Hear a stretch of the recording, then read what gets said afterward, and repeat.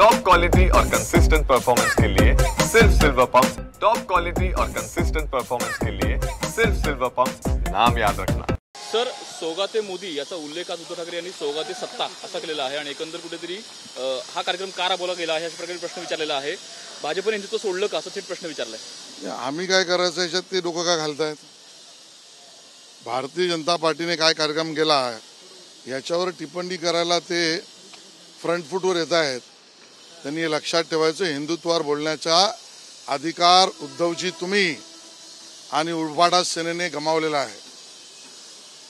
याकूब मेमनची कबर सजवणार आहात तुम्ही, उद्धवजी याचं उत्तर द्या। या बॉम्बलेस मधला आरोपी डोसा याच्या प्रचारावर मत मागणारे उद्धवजी तुम्ही आहात। तुम्ही आम्हाला काय सवाल विचारणार आहात? औरंगजेब फॅन क्लबचे तुम्ही अध्वर्यू आहात, तुम्ही आम्हाला काय प्रश्न विचारणार आहात? अजान स्पर्धेचे उद्धवजी तुम्ही जनक आहात, तुम्ही आम्हाला काय प्रश्न विचारणार आहात? त्यामुळे मतांच्या लांगुल चालनाचे बादशाह हे उद्धव ठाकरेजी तुम्ही आणि तुमचा पक्ष आहे। आम्हाला विचारण्याआधी स्वतःच्या गिरेबांमध्ये झाकून बघा।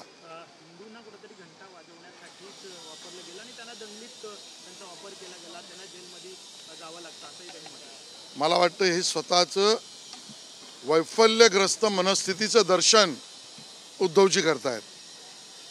या देशातल्या 100 कोटी लोकांनी आपल्यासाठी कोविडच्या काळात काम करणाऱ्या अधिकाऱ्यांना प्रोत्साहन देण्यासाठी थालीनी घंटा वाजवली, तर उद्धवजी तुमच्या पोटात का दुखताय?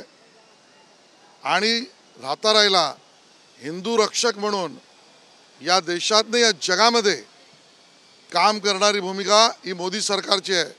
उद्धवजी, सवाल तुम्हाला आहे, आजूबाजूच्या राष्ट्रातील हिंदूंना भारतामध्ये नागरिकत्व देण्याच्या आमच्या निर्णयाला तुम्ही विरोध का केलात?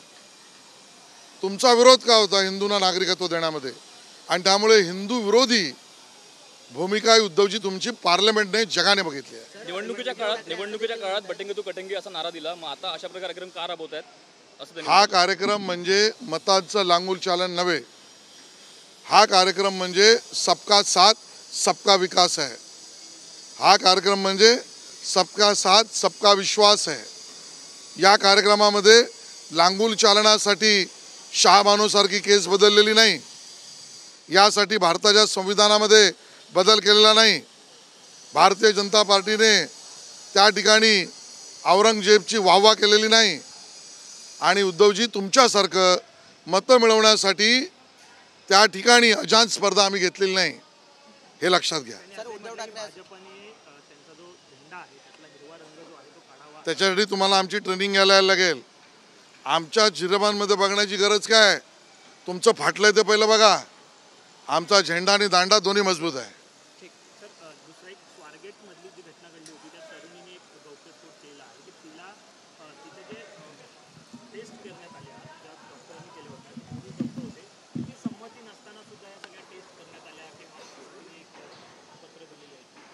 मला याची पूर्ण माहीत नाही, पण संबंधित यंत्रणा त्याची पूर्ण माहिती घेऊन सरकार प्रत्येक माझ्या भगिनीचं संरक्षण करेल।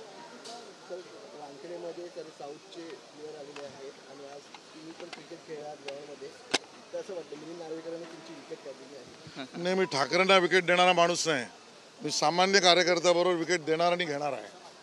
त्यामुळे उद्धवजी, तुम्हाला काही आमच्या हातात लागणार नाही, पण तुमच्या खालच्या सगळ्या लोकांशी आमचं बरोबर आहे। आणि क्रिकेट हा गेम जेंटलमॅनचा आहे, त्यामुळे ठाकरेंशी जेंटलमॅनचा म्हणजे उद्धवजींशी खेळण्याचा विषयच येत नाही। नार्वेकर अजून तरी जेंटलमॅन आहे। सर, अर्थसंकल्पावरती बोलताना उद्धव ठाकरे असं म्हणाले, पार्श्वी बहुमत मिळालेल्या सरकारचा हा निरर्थक अर्थसंकल्पीय अधिवेशन होतं।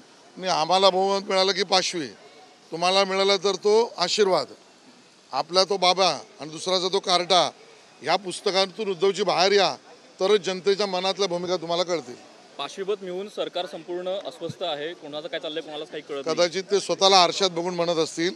महाराष्ट्र विकास आघाडीतली अस्वस्थता त्यांना आरशात दिसत असेल, एवढंच मी म्हणेन। मनसेचा गुढीपाडवा मेळावा होते आणि सगळीकडे बॅनर लागले दादरमध्ये, पण पहिल्यांदाच बाळासाहेब ठाकरे यांचं आणि प्रबोधनकार ठाकरे सुद्धा यांचे फोटो वापरले बॅनरमध्ये।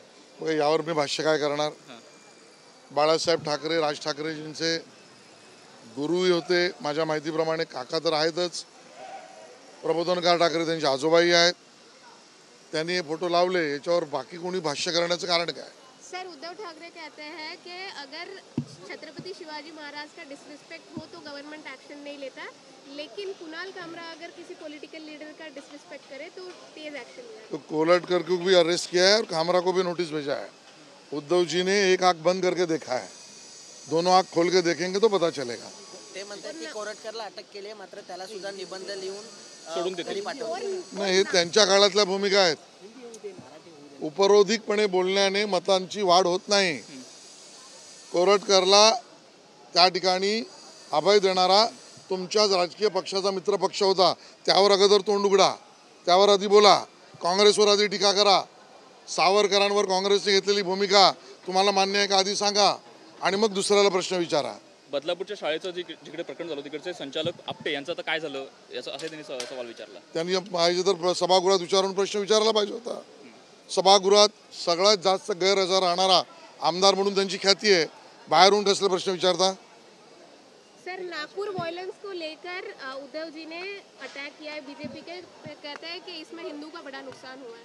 देखिए, वहाँ पर कानून व्यवस्था बिठाने के लिए देवेंद्र जी और गृह मंत्रालय ने काम भी किया है, और इसके पीछे कौन है, विदेशों में भी और नागपुर में भी, देशों में भी उनको चुन चुन कर पकड़ा जा रहा है. जब ऐसे अराष्ट्र विरोधी लोगों को और विशेष रूप से एक समुदाय के लोगों को अरेस्ट किया जाता है या उनके घर तोड़े जाते हैं, तो उद्धव जी थोड़े आहत होते हैं, पीड़ित होते हैं और बोलना शुरू करते हैं.